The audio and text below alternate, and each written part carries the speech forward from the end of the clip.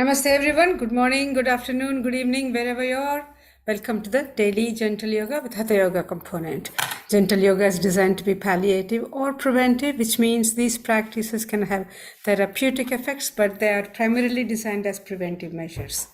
Practices include gentle physical movements, breathing, mantras, and meditation. They're extremely beneficial in reducing the stress and increasing the communication of different bodies, organs, systems. They also stimulate better immune system and body's repair mechanism. Please follow the following suggestions for maximum benefit. You can do sitting on the floor or in a chair. Sit comfortably and keep your back straight for all sitting postures. Do these practices gently, smoothly, and without jerks. Slower the practice, greater the benefit. Make sure the breathing is slow and smooth. Become aware of the part of the body you're exercising. Gently close your eyes and bring your awareness inward so that your experience is deeper.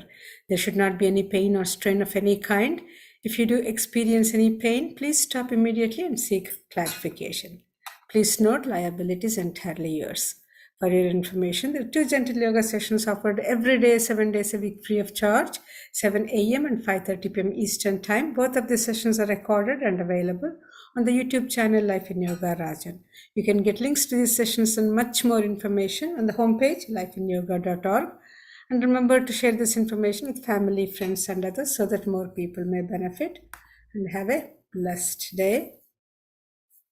It's all yours, Manjusha. Thank you, Ratna. Namaste, everybody. Let's start with 3 times Om.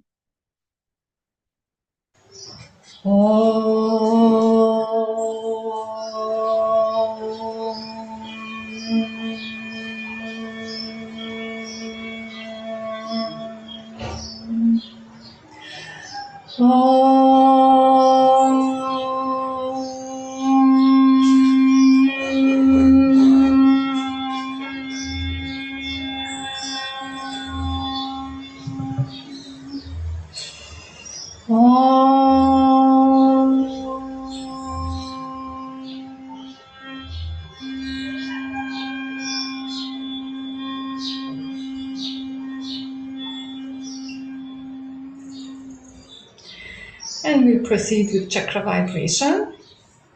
Mudra, thumbs and little fingers touching. Awareness at the perineum. And mantra is Lam. Lam.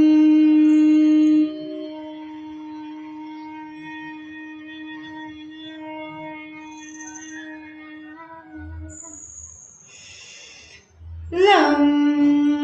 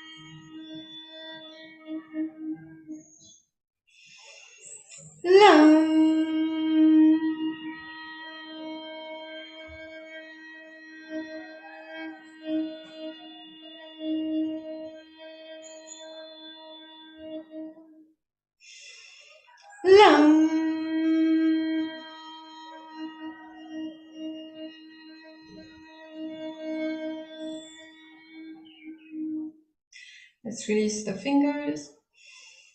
Lam.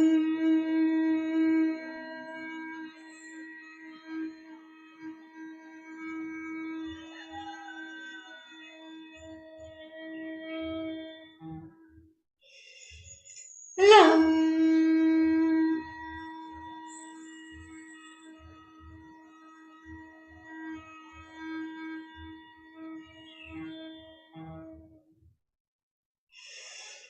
Lam.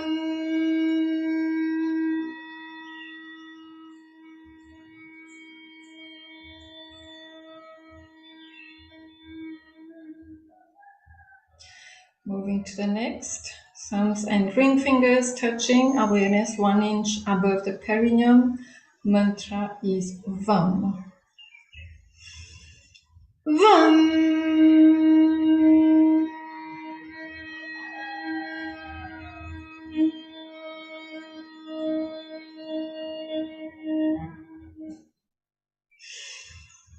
Vam.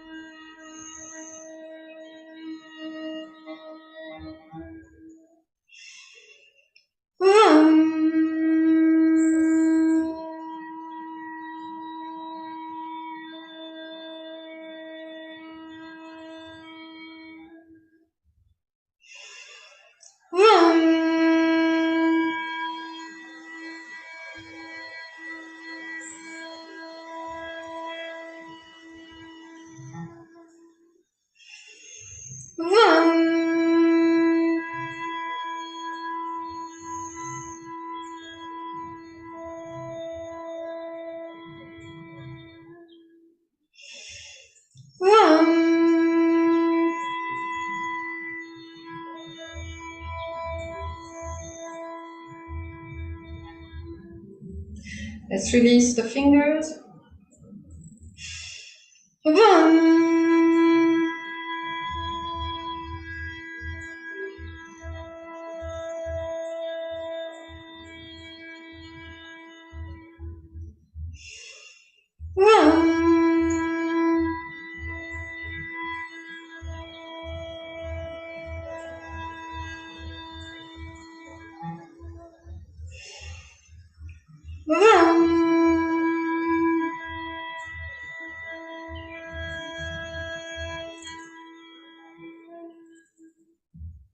Moving to the next, thumbs and middle fingers touching, awareness behind the navel.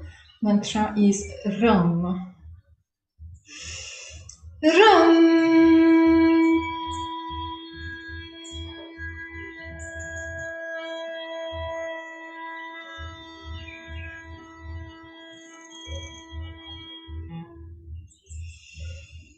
Ram.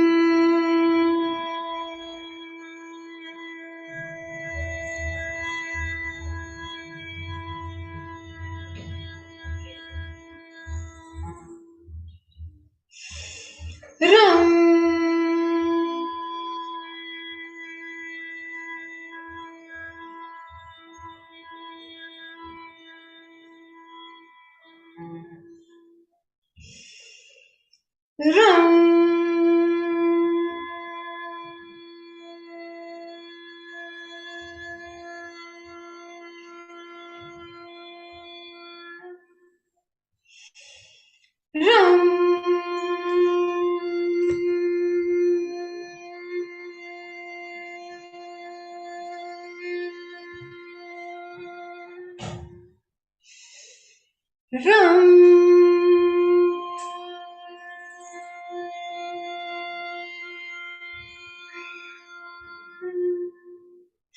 Let's release the fingers.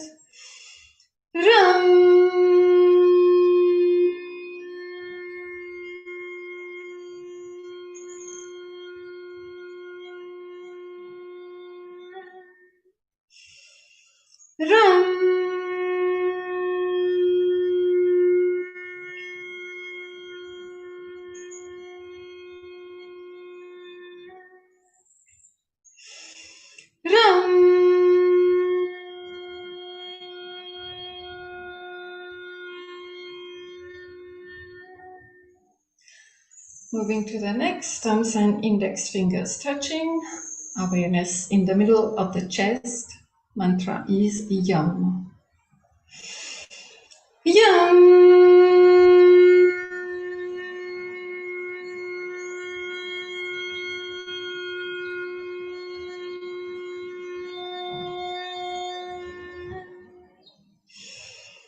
Yam.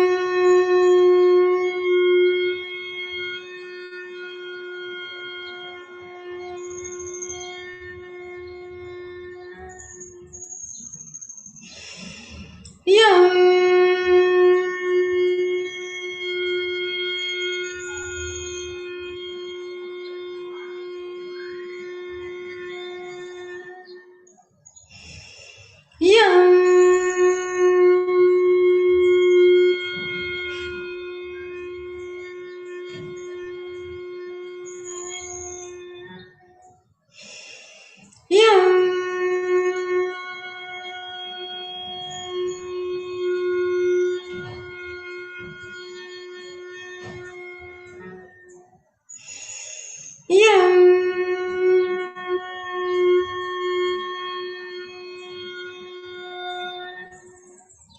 Let's release the fingers. Yum.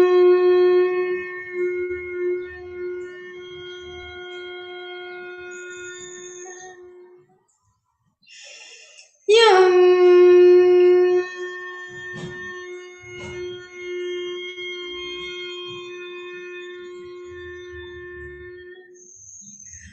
Yum.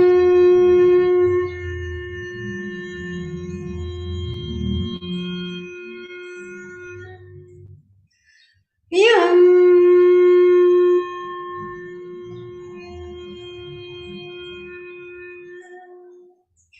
Moving to the next thumbs up mudra, awareness at the throat. Mantra is hum. Hum.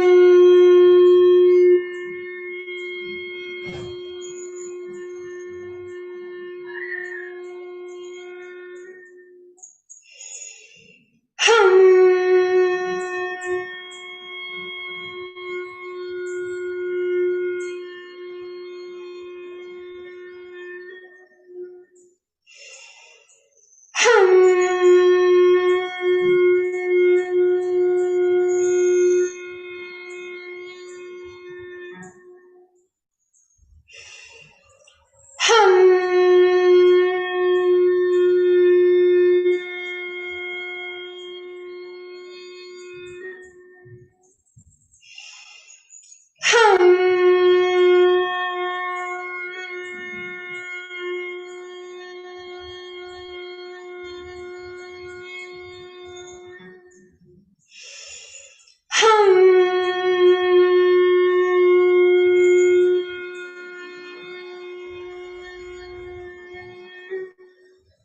Let's release the fingers.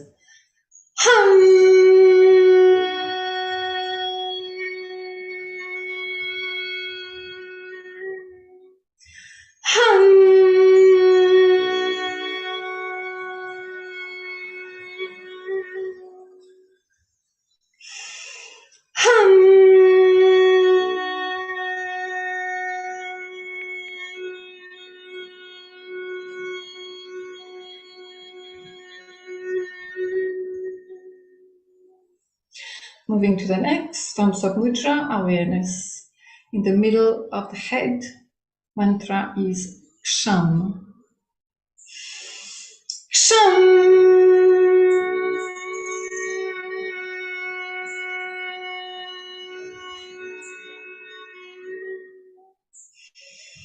Ksham.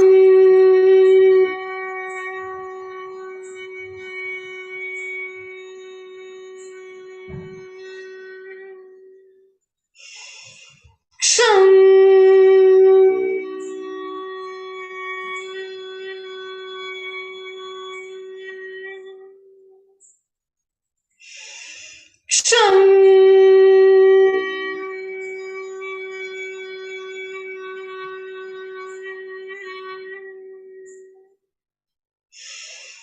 Ksham.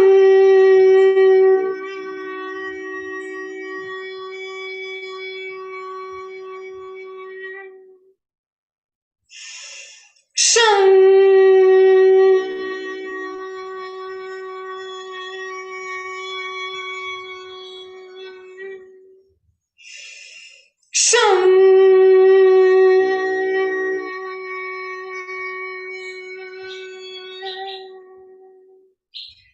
Let's release the fingers.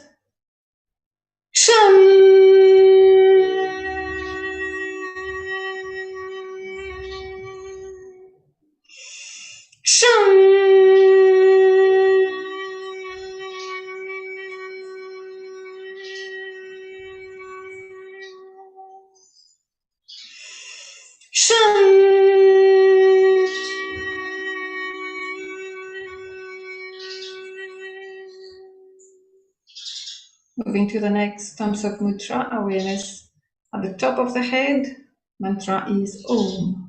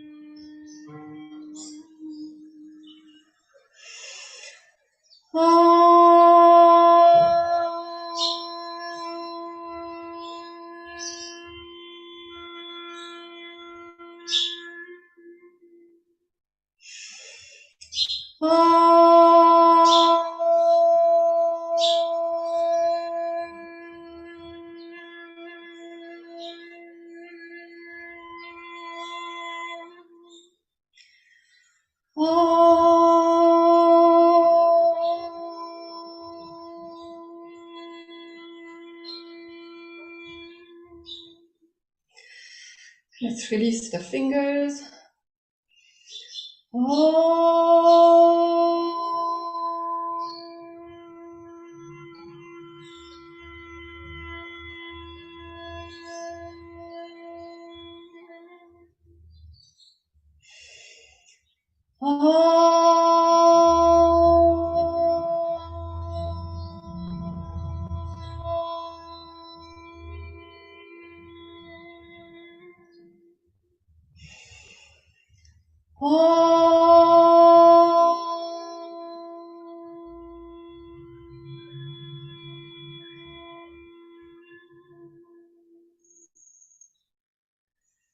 And now we proceed with Ujjayi.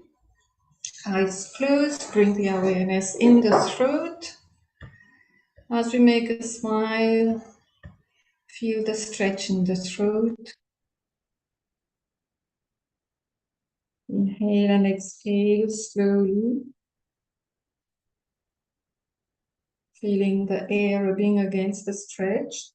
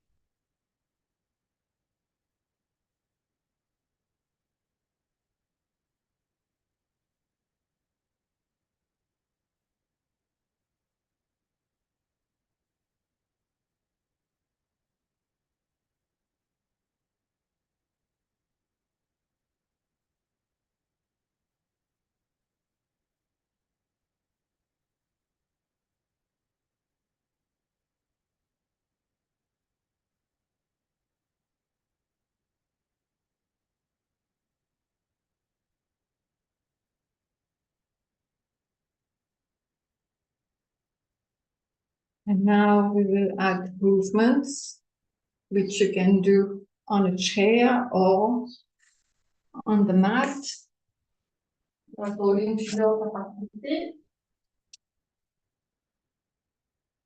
We continue with Ujjayi synchronized with the movement in Goddess pose. Inhale, open the hands. Exhale, comes in downward face and continue.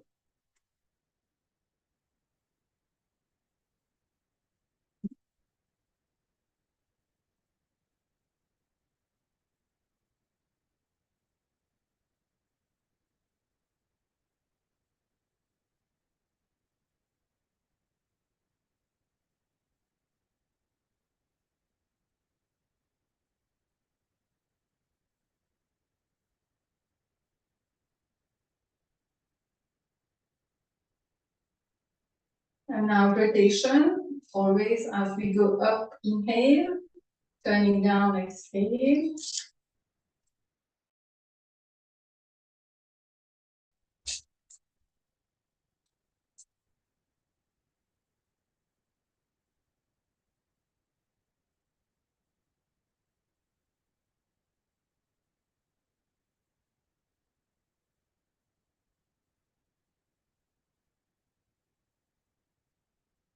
The other way around.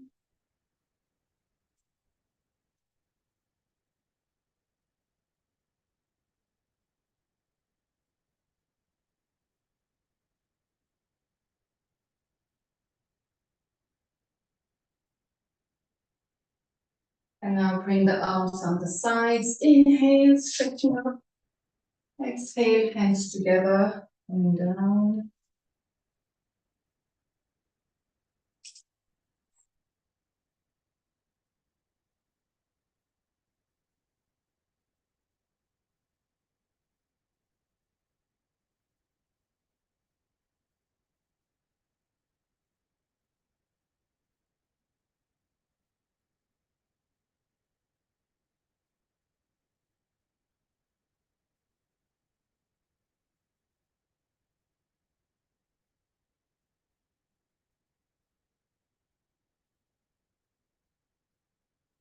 The other way round.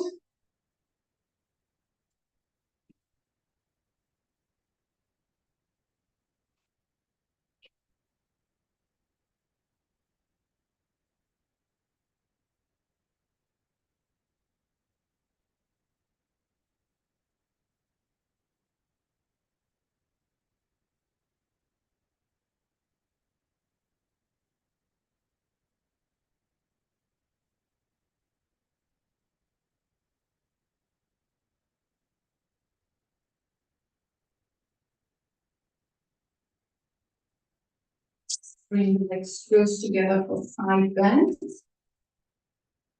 You may start here. Inhale, stretch. Exhale, going up to the sides. And inhale, coming horizontal. Exhale, stretching. Keep the stretch in the arms.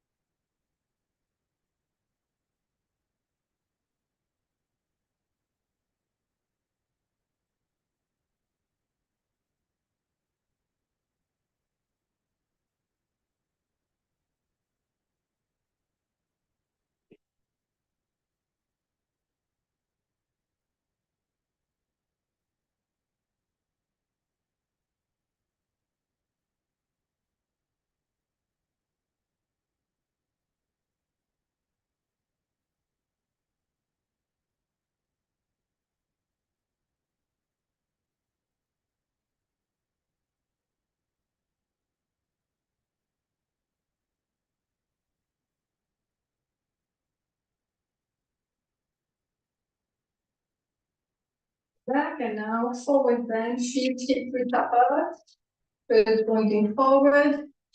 Knees slightly bent. Inhale, stretching up. Keep the chin up all throughout. Exhale, folding at the hips. Push the pelvis towards the back so that the belly goes on the sides and repeat.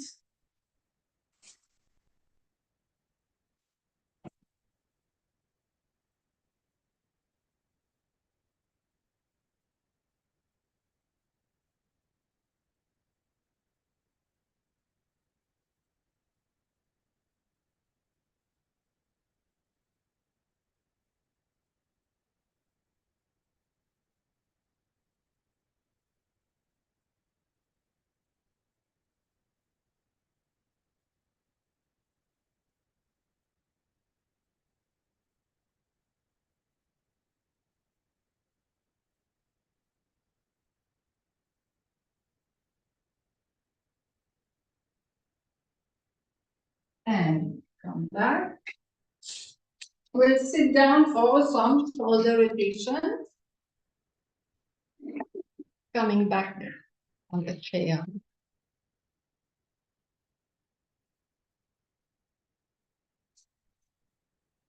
Inhale, pull the shoulders up, exhale, back and down.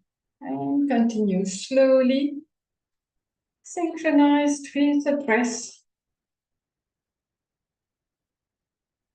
Let's try to be in each movement. Do not wait for it to finish, but rather stay in the moment while doing. That is all techniques are meant to be used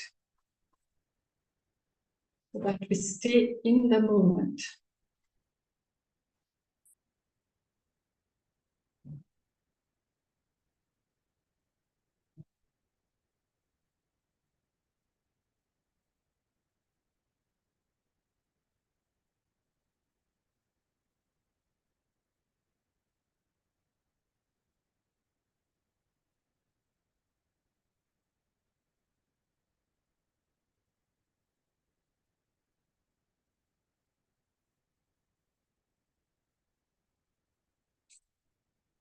And now let's sit comfortably and hold our arms tightly at the back.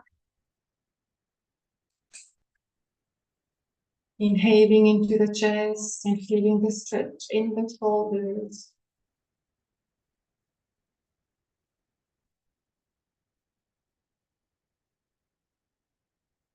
Do not push the chin up and neither down. Try to keep the body in the right alignment.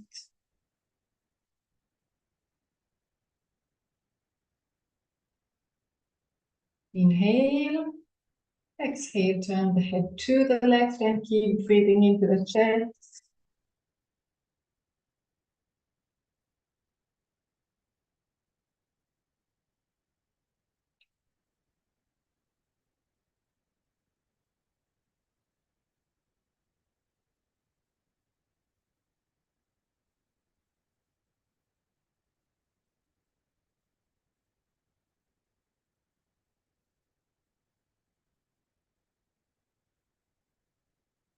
Inhale deeply. Exhale, turning the shoulders.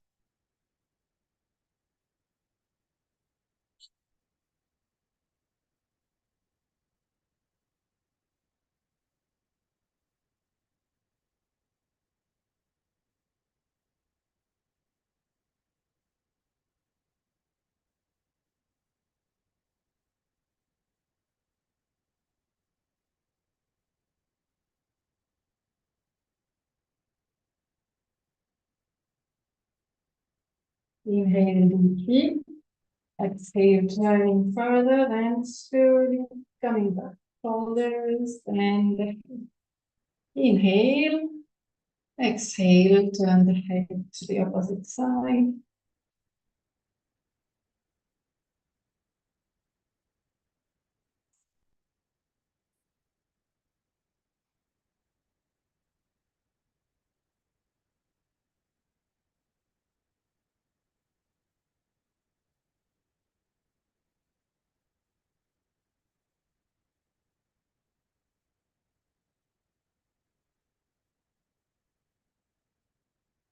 Inhale deeply. Exhale, turning the shoulders.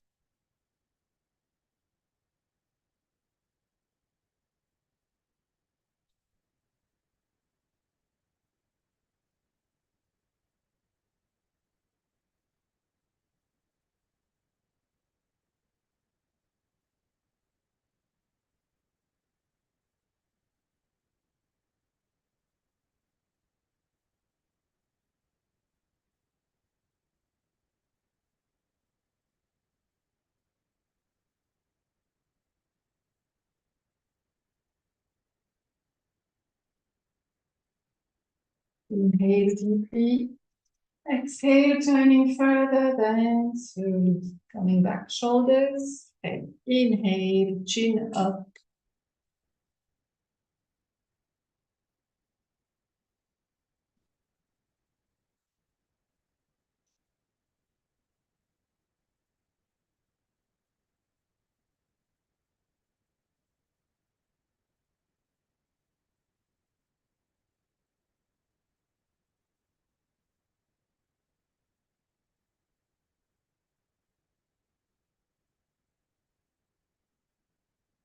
Inhale. Exhale, lower the body forward with the chin up as low as we can. Keep breathing. Keep your eyes closed and focus within.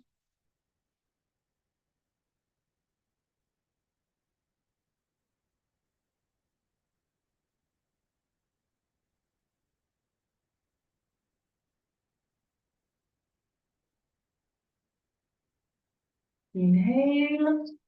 Exhale. Slowly bring the chin towards the chest.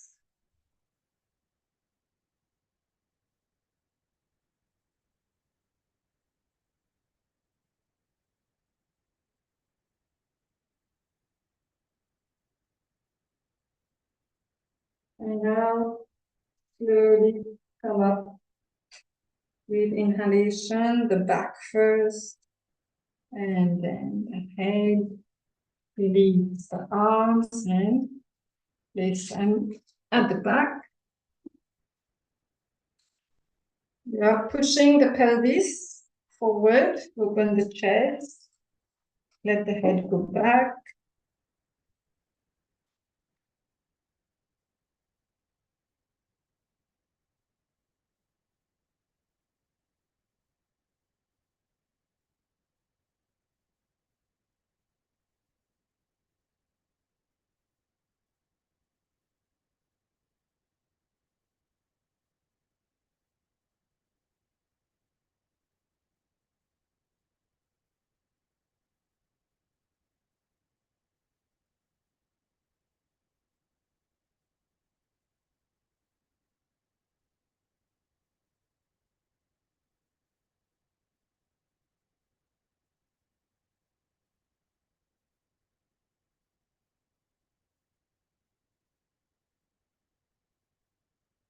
Slowly come back, sitting up straight, finger lock, arms outstretched. Release the shoulders first.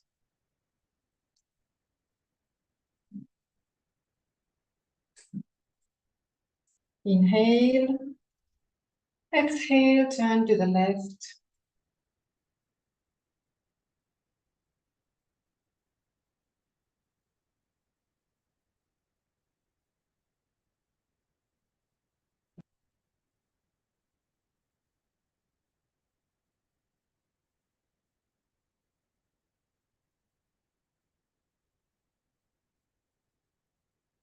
Inhale.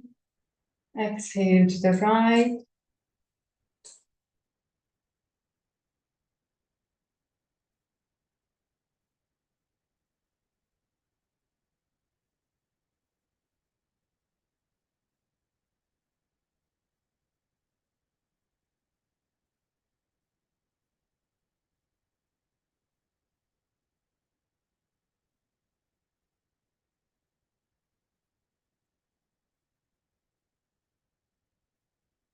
Inhale.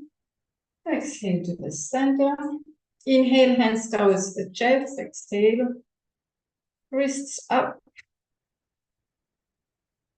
Release the shoulders. Inhale. Exhale to the left. The chin is down in the normal level and do not look down. If you open your eyes and you're looking up, it means the chin is up. You could bring it down. If you open your eyes, you're looking down, it means the chin is down. You correct accordingly. Inhale. Exhale, going to the other side.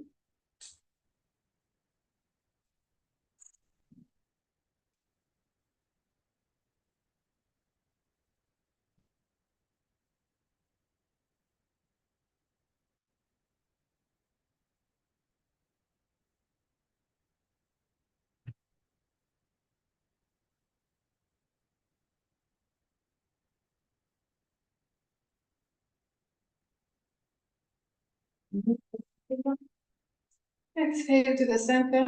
Inhale, hands towards the chest. Exhale, let's stretch up.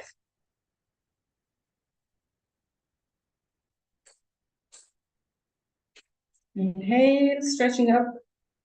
Look to the left as we push the right shoulder up.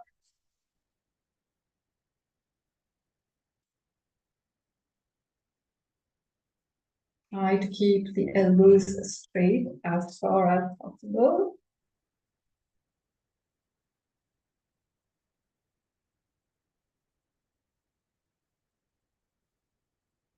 And now we'll change sides. Inhale. Going to the other side.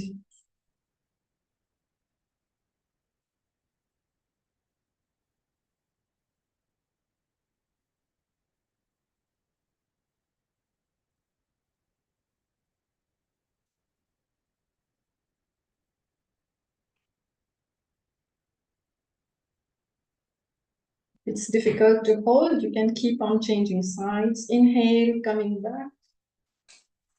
Keep stretching. So the last movement that we did, if it's difficult, you can hold for 2-3 seconds on one side and change, go on the other side.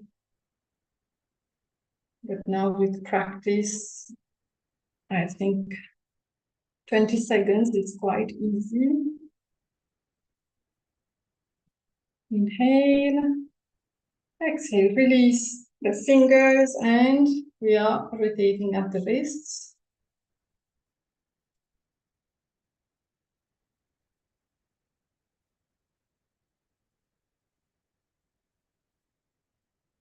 The other way around.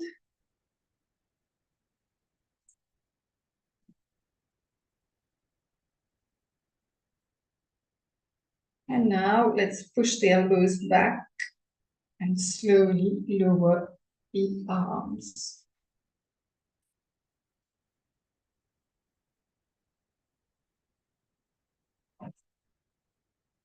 Next, Vakrasana as usual.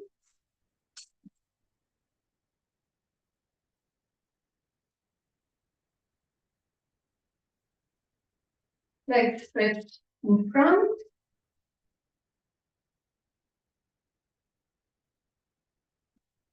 First, this is Dandasana. And now we'll bend the left knee. Bring the left foot beside the calf. Inhale, stretch up. Exhale to the left and lower the arms. And you know that you have to go slowly, step by step, so that the body doesn't contract.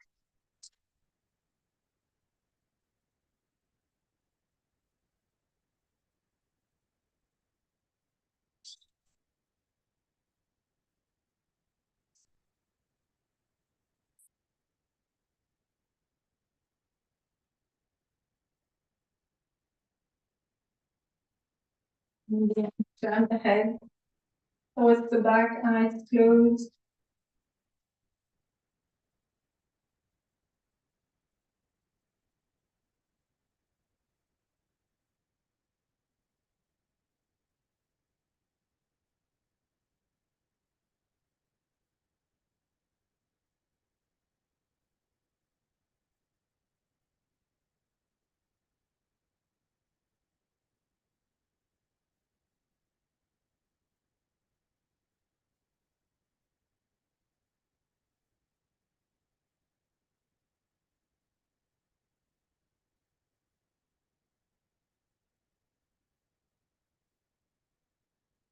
Inhale, exhale, bring the head in the normal position. Inhale, and exhale, come back. We change 5. Inhale, stretching out. Exhale, turning to the right and lower the arms.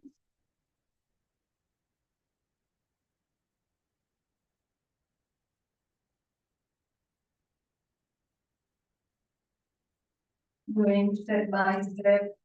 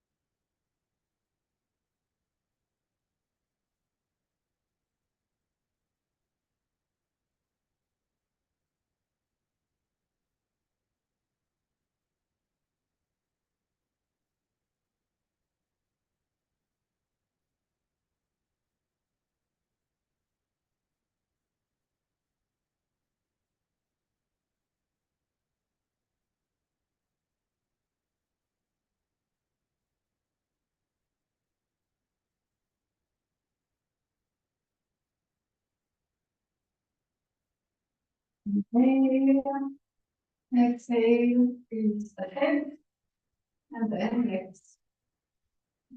Coming back.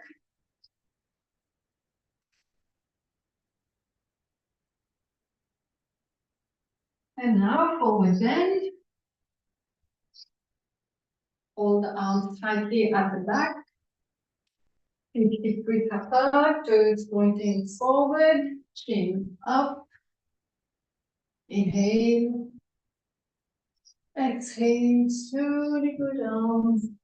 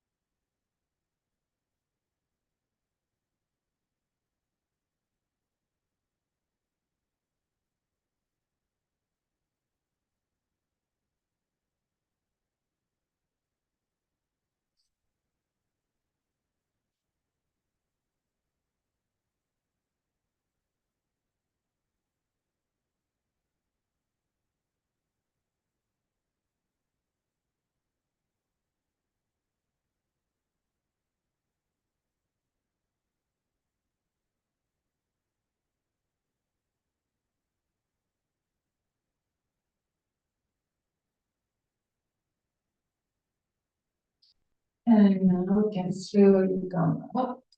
Release the arms.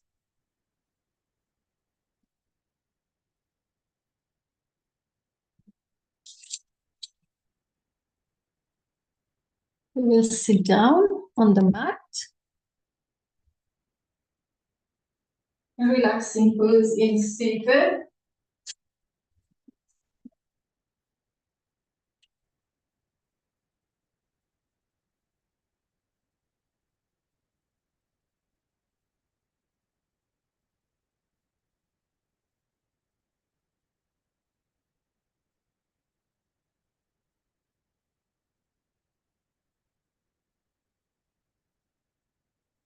Now boat pose.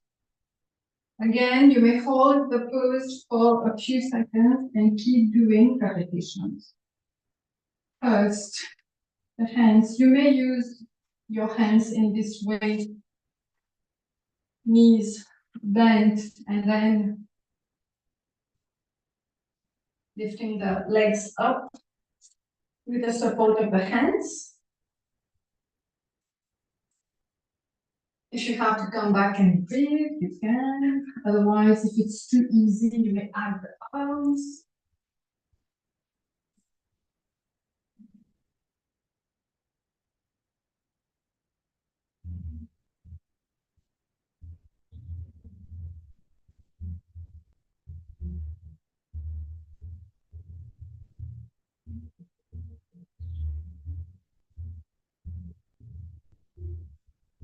Yes, come back. Let's lie down in Shavasana.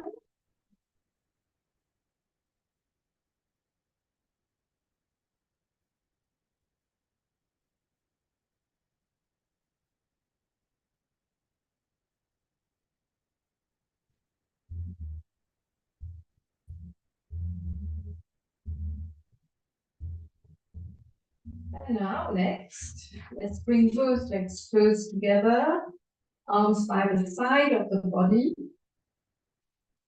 Let's bend the left knee. We won't be pressing too much on the left foot. Inhale. As we exhale, let's contract the lower part of the abdomen and lift the right leg to around 15 degrees, which is like 1 foot off the ground.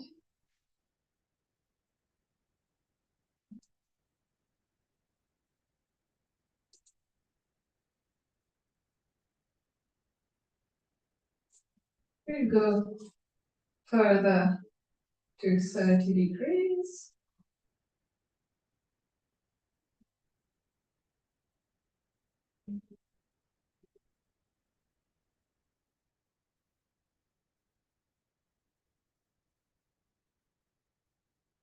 And we continue to 45. If it's difficult, hold the leg up. You may bring the thighs close together. It will be really easy.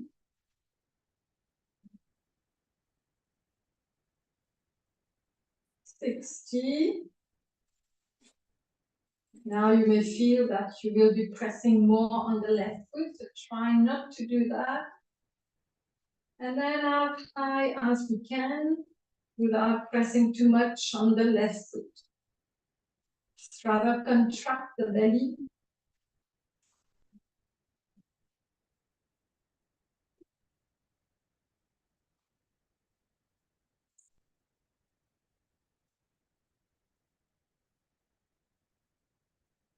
Inhale.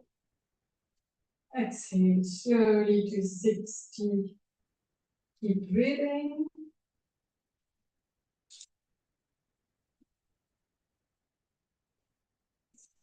Inhale.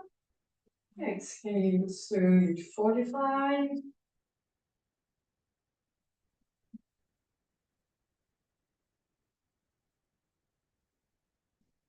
30.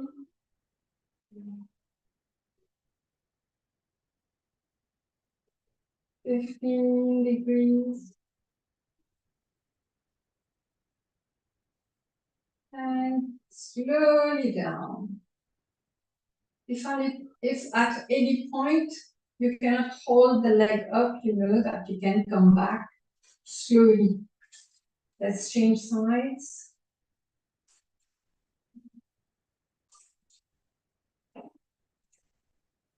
Inhale. Exhale, contract the belly. Lift the left leg 15 degrees. Hold.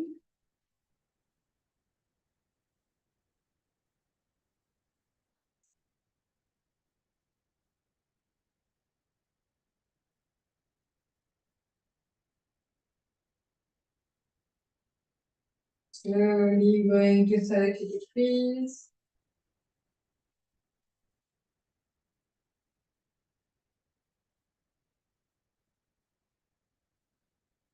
Keep breathing. Try to breathe in Ujjayi. You will see it will help. Slowly to 45.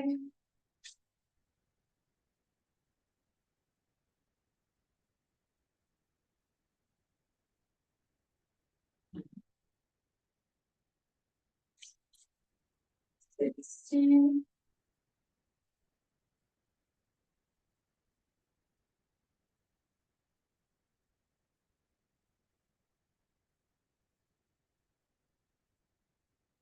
And slowly, as high as we can, 90 or more.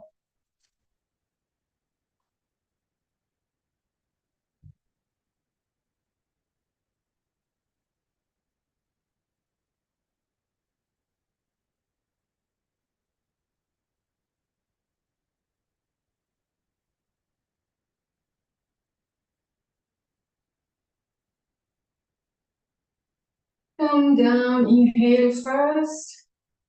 Exhale to 60.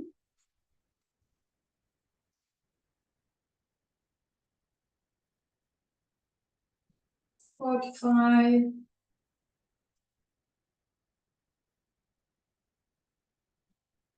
30.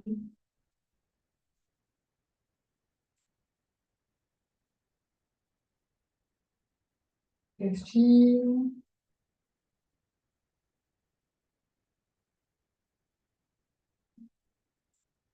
And slowly down. A few breaths in, Shavasana.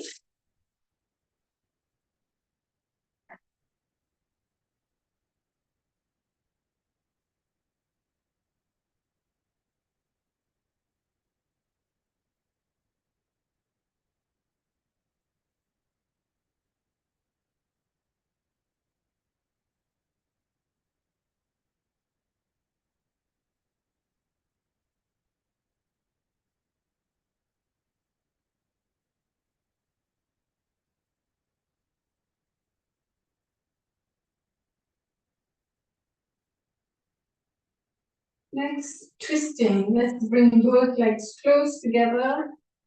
Arms at the level of the shoulders, pressing the palms on the ground. And now, let's bend the right leg, placing the right foot on just above the left knee. Inhale. Exhale, turn the right knee to the left, the hips also, and the head is turning to the right. Try to keep both shoulders on the ground. Keep breathing.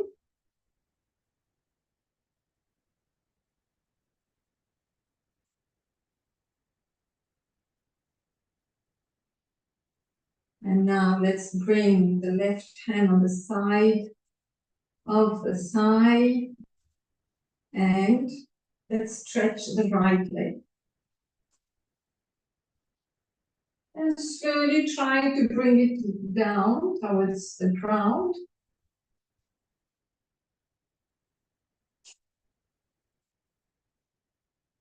That's it, and keep breathing.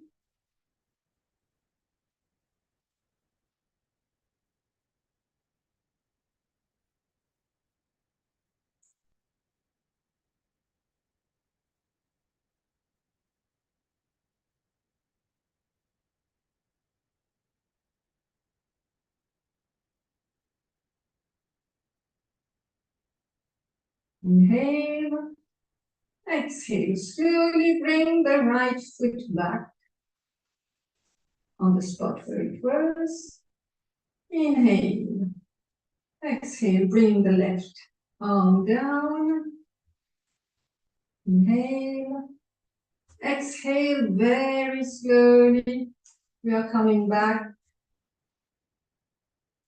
twisting around the lower back. Let's change sides. Try to do it step by step without any jerky movements. Bend the left knee, placing the left foot just above the right knee. Inhale. Exhale, turning the left knee towards the right and head towards the left. Try to keep both shoulders on the ground.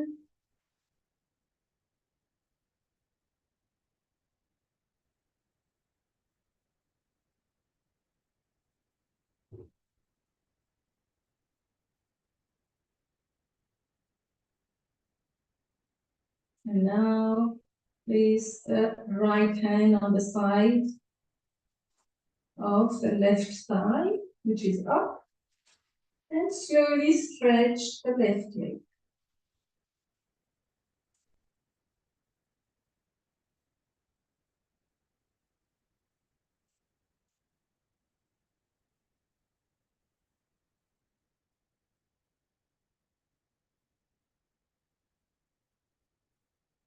Slowly let the left leg go towards the ground, keeping both shoulders on the ground.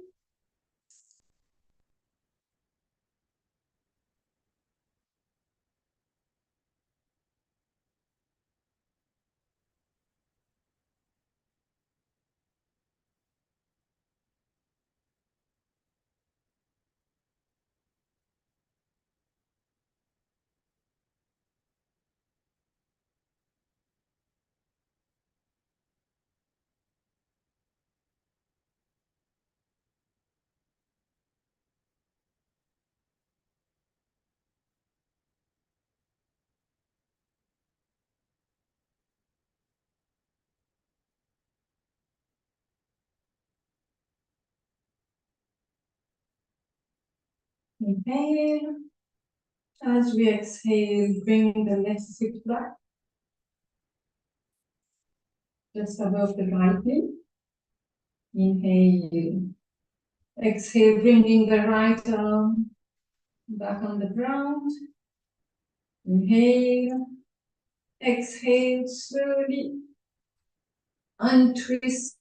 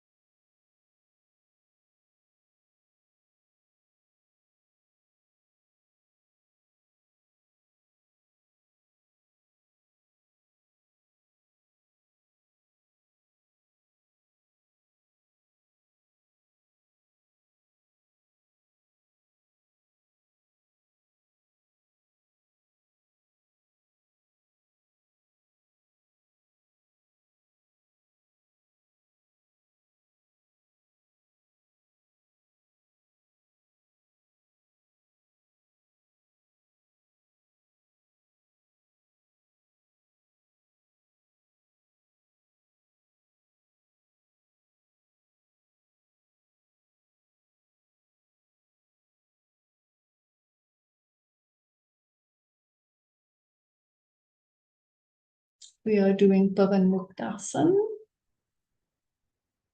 So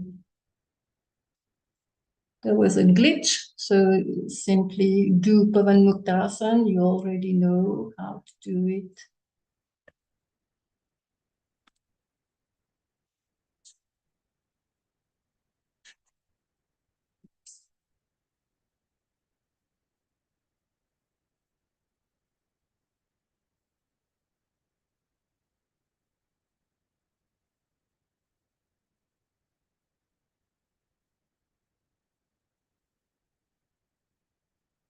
And release the pose, relax in Shavasana.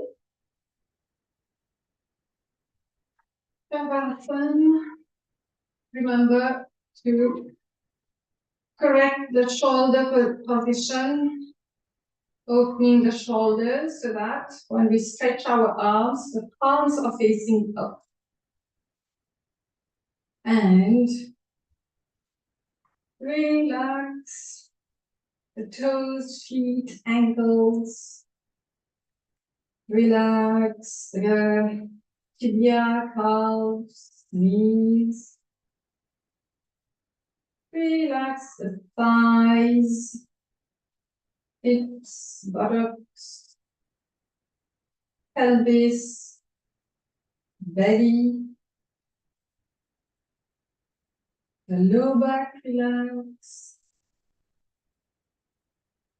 The chest, back, shoulders.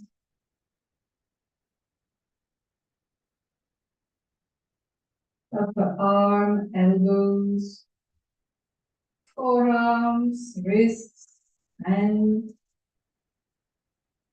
Relax the neck, the face, and the head. Inhale deeply, filling the whole body. Exhale, relax the body further. Once more, inhale. Exhale, relax. And a third time. Exhale, relax. Stay here for a few moments.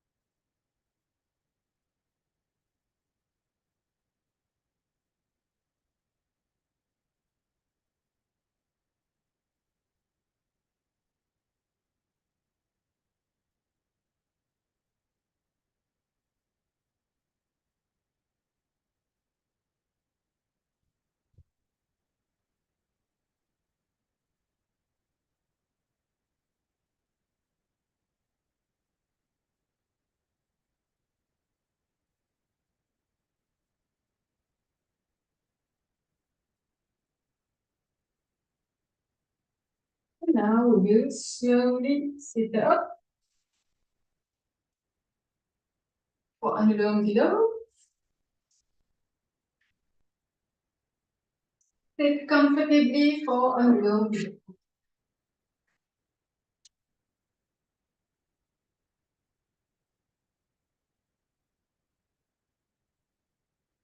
And you may start. Alternate nostril breathing.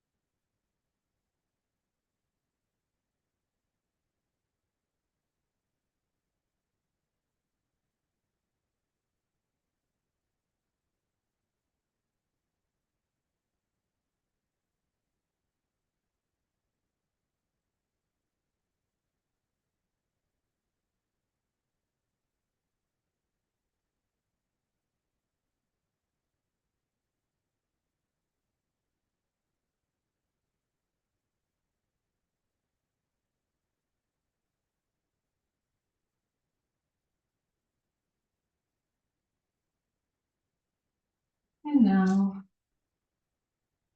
let's get ready for Bhastrika.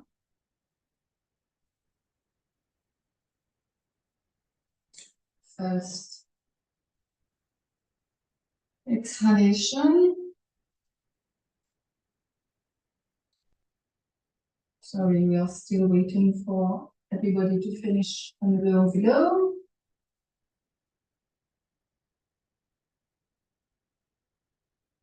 Okay.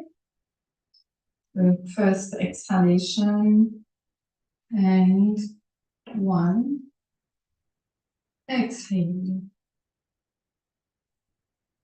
Two. Exhale. Three. Exhale. Four. Exhale. Five. Exhale. Six. Exhale. Seven. Exhale. Eight. Exhale. Nine. Exhale. 10. Exhale. 11. Exhale. 12. Exhale. 13. Exhale.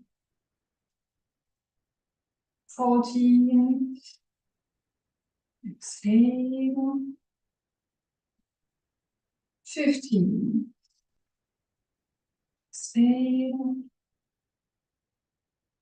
16. Exhale. 17. Exhale.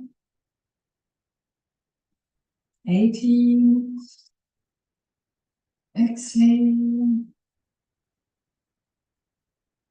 19. Exhale. And 20. Exhale. Ujjayi, Kundalika, and Brahmari.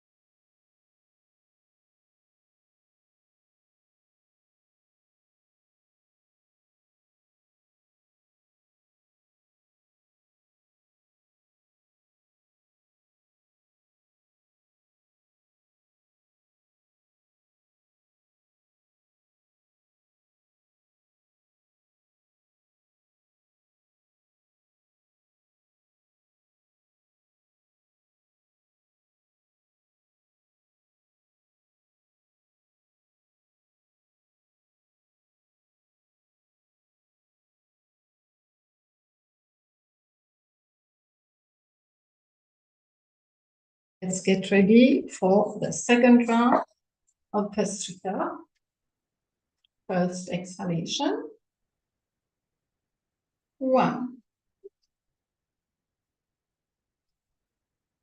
2, 3,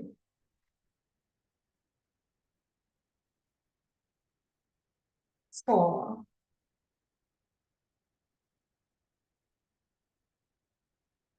5,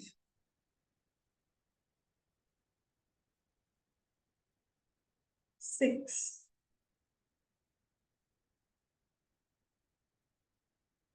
7,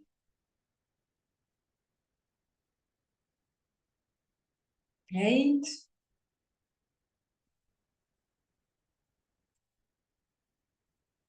9, 10,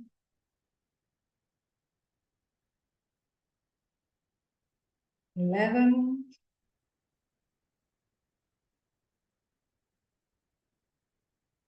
12,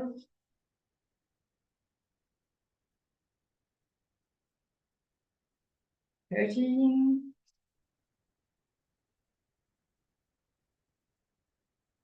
14,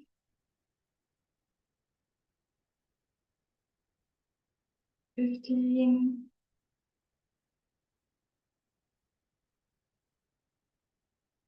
16,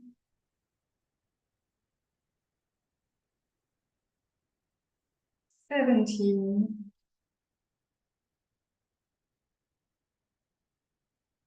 18,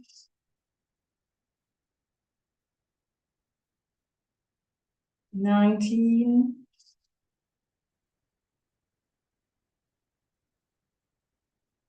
and 20.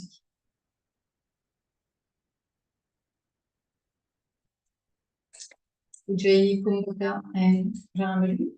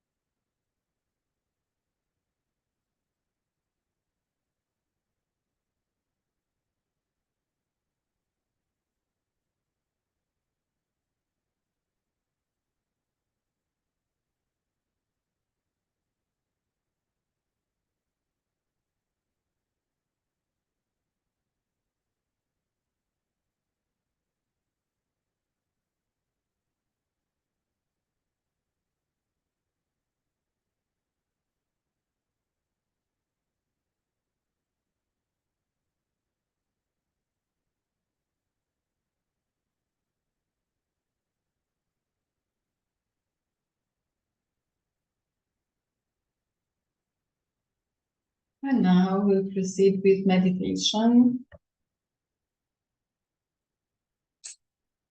You may relax, have some back support. You may chant your personal mantra if you have one, otherwise it's Time in Om. Let's tell ourselves, I let go of all ideas and concepts and I care about nothing.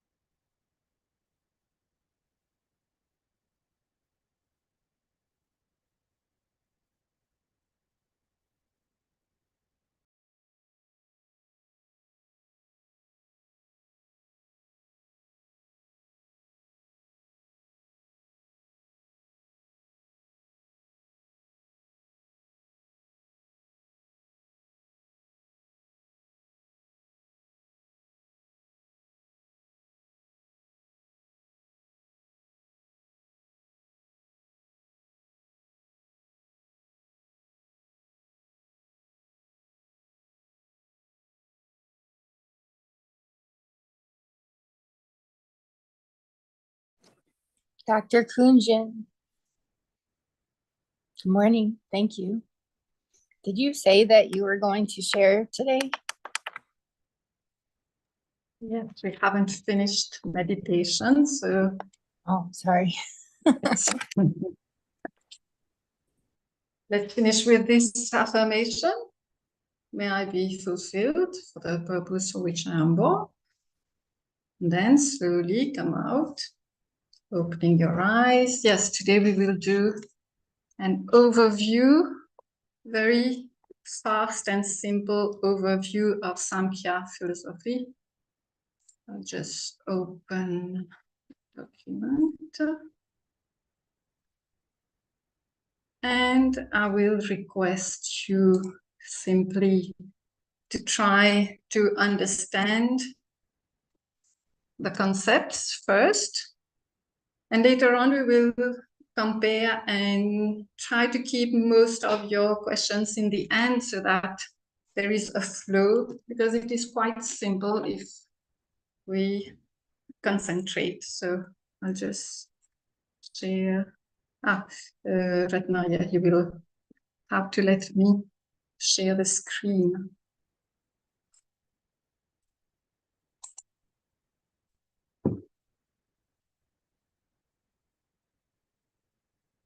You should be able to share the screen, right? Yes. Let me try. Yeah. Okay, good. So,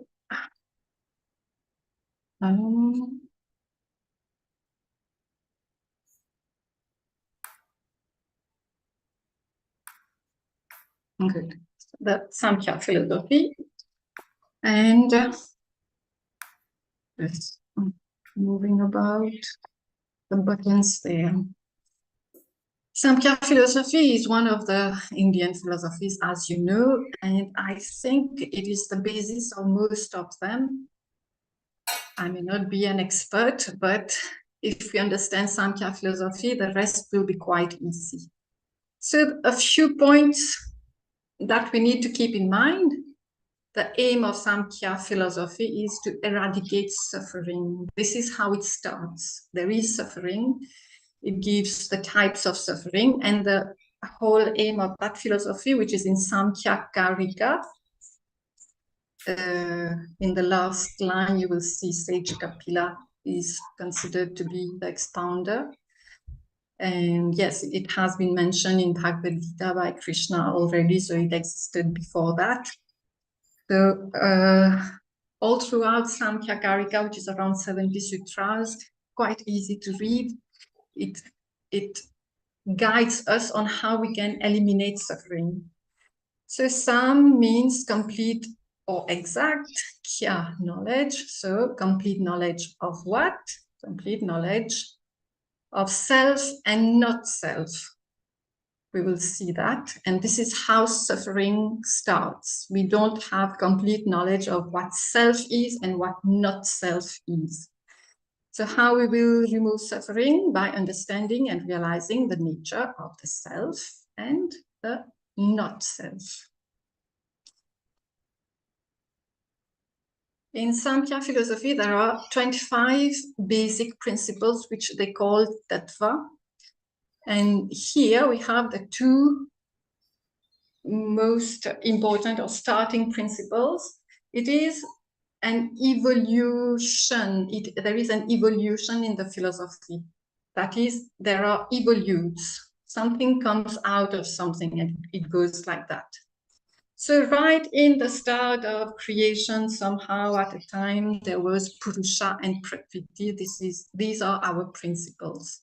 Purusha may be compared to soul or consciousness, and Mula Prakriti unmanifest. So Prakriti in the unmanifest form, it was not in the rigid, in a form that we could feel. So these two existed. Can you show your other slides? Sorry? Can you show your other slides? Because we're seeing only Sankhya philosophy on the screen.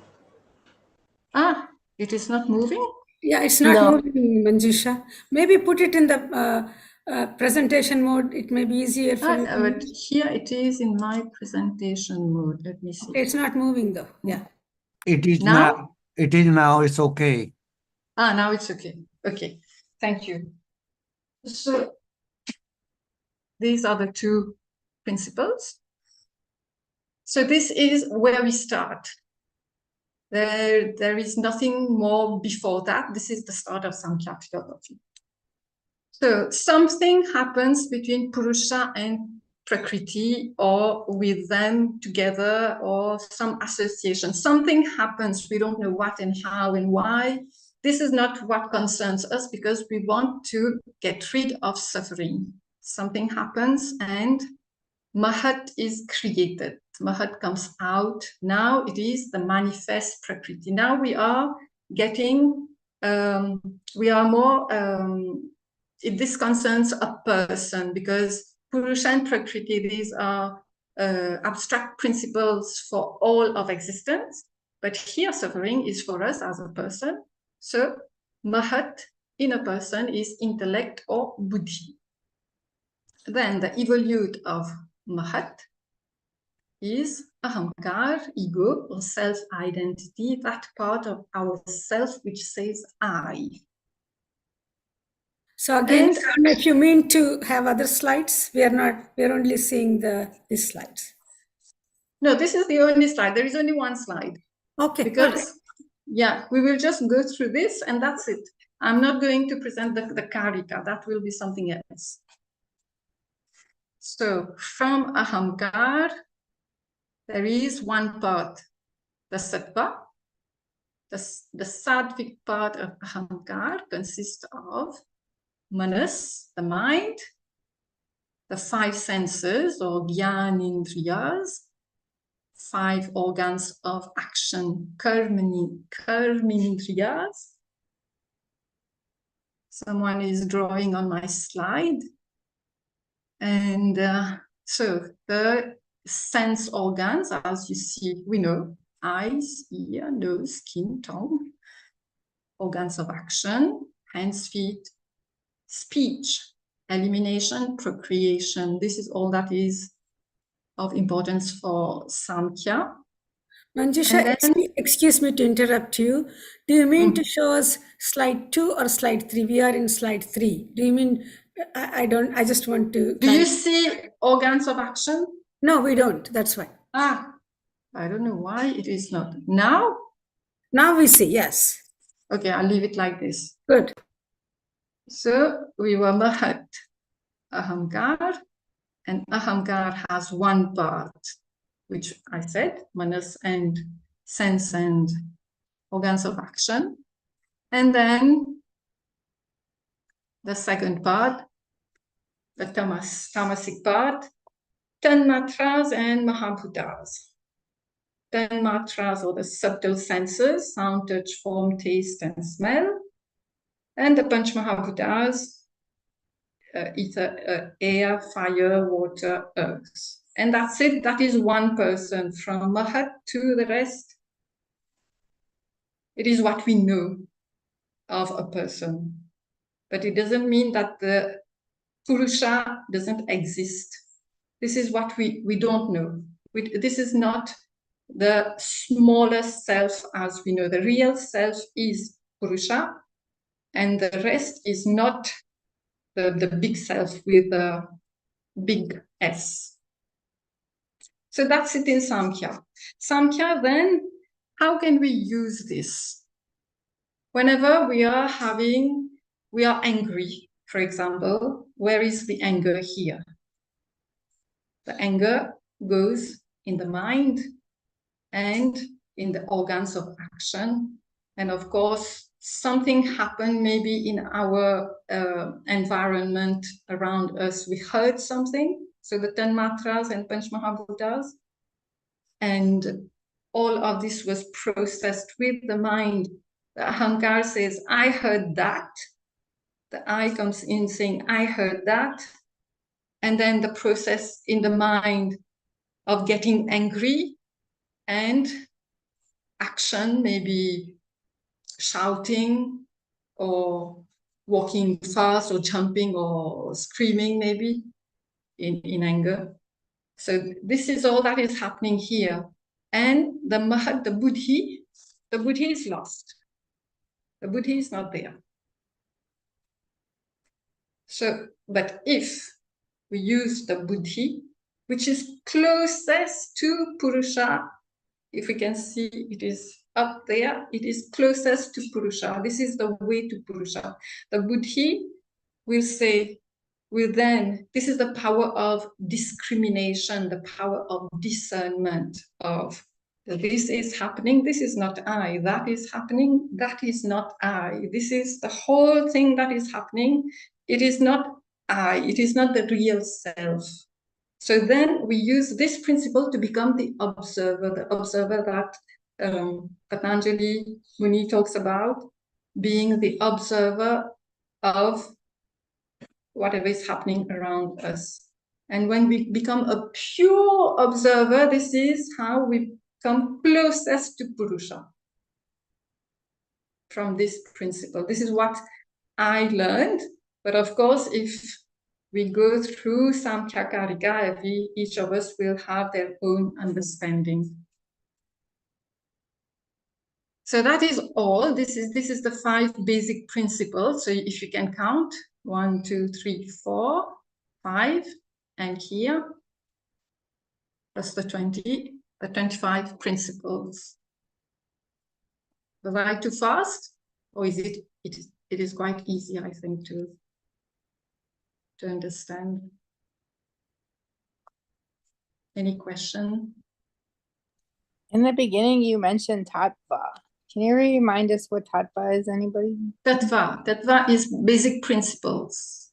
I didn't try, I just skipped most of the terms so that we can just understand. Because tattva, as if we translate it, I think it will be elements, and it may create some confusion with other, like Pancha Mahabhuta also are elements. So that's the 25 basic principles.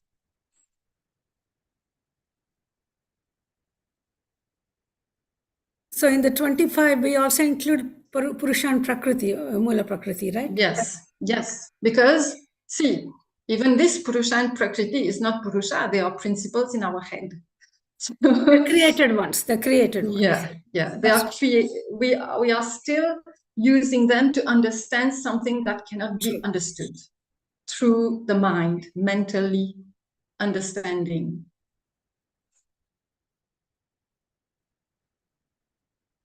So we usually go around our life from ahankar downwards. This is where we are. That is all that is happening in our life. There is nothing more than that. That's it. For every event, everything that is happening. So because we are always saying, I did this, I felt that, I think, maybe, even we include I. So long as there is the I, the ahankar gives all the rest. Yeah, these 1, 2, 3, 4, 20 and 121. It all comes down from ahankar. The 2 arrows, you have sattva and tamas, so here does the sattva means those mind, 5 sense of organs, 5 sense of action? Is that the sattva? No, right? It doesn't make. Tamas. They have the sattvic, the sattvic nature. These are of sattvic nature. And these are of tamasic nature. Tamasic. All the tanmatras and mahabhutas are tamasic nature? From the ahankar point of view, I think. Really? If I understand well. Yeah. Wow. In this principle. And but it rajas, sattva, and tamas, the 3 gunas goes into all of them. It becomes more complicated when we go, and because rajas is in between, and it is the power, the fire, which will keep the movement. Mm-hmm. So in fact, all three of them will be reflected. It doesn't mean, for example, that our mind, its nature is sattvic, but what kind of thoughts that we have been nourishing, they may not be sattvic. So originally they're sattvic, but we make it whatever we make it. Yeah. Okay. Okay.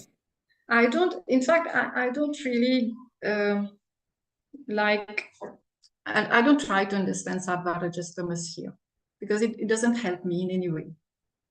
But all the three gunas originate from Mula Prakriti, Yeah. where they're Yes. perfectly balanced. And where imbalance takes place as you come down the ladder. Okay.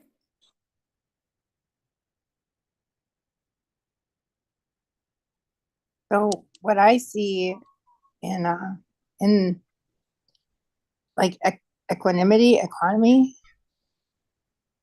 I thought sattva, like you said, don't try to understand it, but understand. So the balance of the mind, right, with non-ego identifying thoughts, not judging and all those things. And then what does the eye see? How does the eye see it? And the same with what do you hear? Is that what you mean? What do you know, to balance that, to have it be, and the same for balancing, is that kind of what it's indicating, that the balance of those three balances? Okay. So then what are the rajas? Rajas is the power which moves. That is the fire which moves, which transforms. Alchemy fire. And then the Tanmatras, I guess, is where, because we had hearing and our ears, how do we balance the sound? Do we find the beauty in the sound? Is that what that is? No, you won't be balancing the sound. I think really here, maybe I shouldn't have put it here, in fact. I just let it be because that's how it is. Tamasic, sattvic, and rajasic. These are the three principles, and it will be present everywhere. It will be present everywhere. Here they have, I don't know why, because I have to go back to read to that particular sutra to say why they differentiated it in this way. But what is more important is how we are, how we suffer. Because that is the main aim of Samkhya. That is the main aim of Samkhya, is to eradicate suffering, to stop suffering, to understand that our nature is Purusha, and we get stuck in Prakriti. The Amkara is Prakriti. Yes, because it comes from Mula Prakriti, everything that exists, everything that we can see, hear, smell, taste, that is using our sense organs, is Prakriti.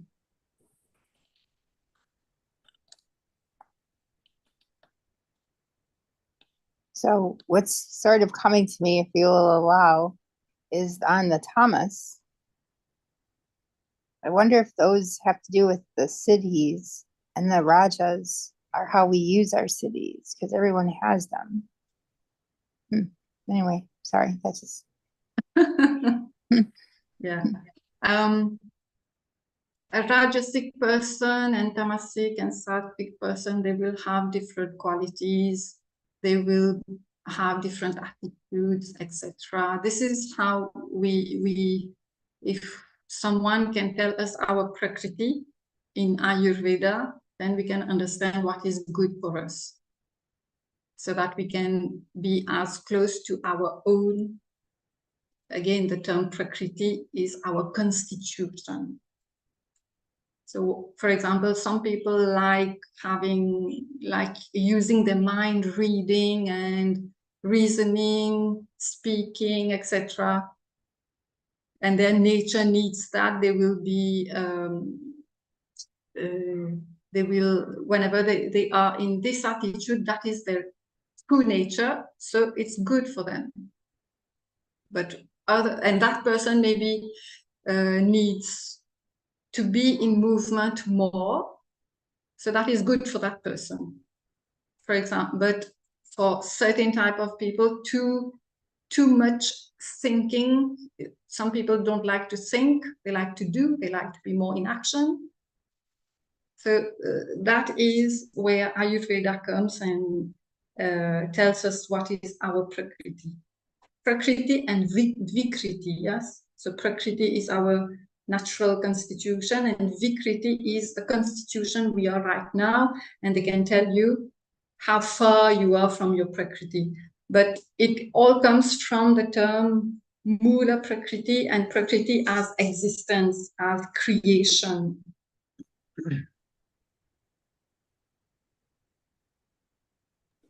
So in essence, the Vikriti, right on the Ayurvedic reading, the pulse reading, is how far away we are from our Prakriti. And we're meant to manage our Prakriti. And we're off managing something else. Is that kind of what you see in that? That is in Ayurveda. We need to restore to our Prakriti state, from Vikriti to Prakriti state. So then we can clear and exist in our Prakriti. Okay. Oh yeah, the chittas are not the, okay, I kind of grouped in, okay. Yeah. Each one of us is a chitta. Each one of us is a chitta, you know.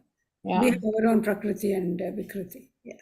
Thank Some you. people are in harmony with their Prakriti. They don't have Vikriti. Not everybody has, but some of us have Vikriti, and it all depends how far we are from Prakriti, you know. Our own Prakriti, I mean.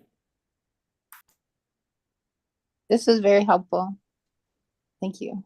Anyway, Prakriti or Vikriti, that is more about Ayurveda, etc. And we can add Sattvic, Rajasic, Tamasic. How will it help us now? You see, if we use Samkhya philosophy with Patanjali Yoga Sutra, that is our point, is to use these philosophies, because Samkhya philosophy is the basic philosophy of Patanjali, because he uses Purusha, the term Purusha, as the special guru, or I forgot those 3 sutras that Nat talked about on Monday. So this is the understanding of what is Purusha. That is the answer to the question, how will our suffering stop?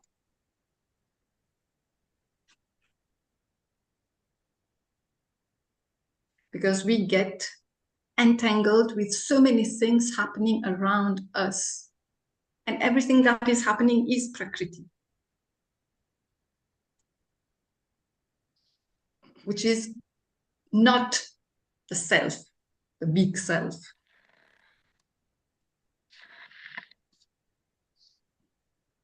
Where would the big self be on this map? Purusha? It is Purusha. Okay. Oh yeah, that's far away. That's 4 times removed. Got it.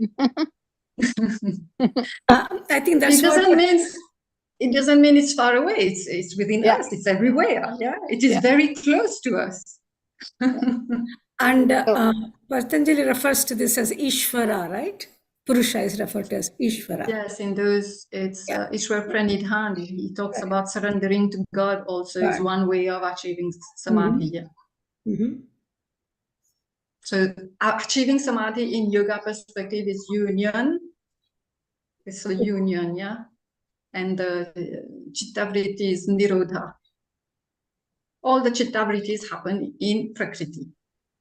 And once the chittavritti stops, we stumble on Purusha.